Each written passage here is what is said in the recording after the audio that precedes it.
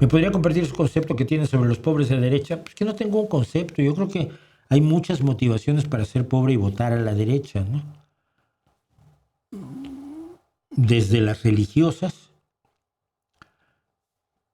que creo que son muy relevantes, muy importantes. Los rojos somos ateos, somos enemigos de la religión, y entonces ahí ya tienes un punto. Si somos enemigos de Dios, pues a la derecha no les resulta más fácil que decir yo soy cristiano y ya, votan por ellos, ¿no?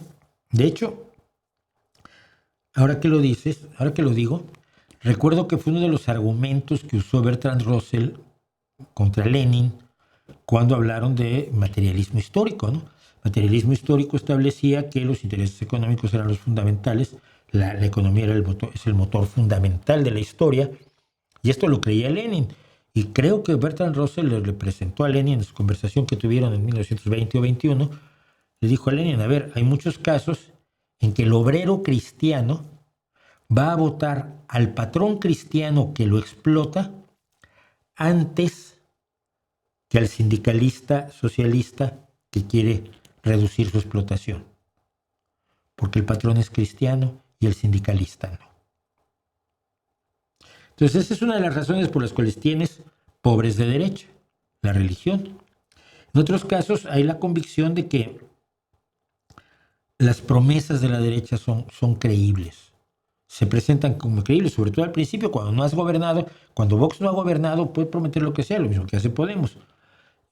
Puede prometer absolutamente lo que sea y puede resultar enormemente convincente porque puede utilizar un discurso enormemente de camuflaje, enormemente mimético, que finge tener un interés real por las vivencias, los intereses, las experiencias y las necesidades de los más pobres.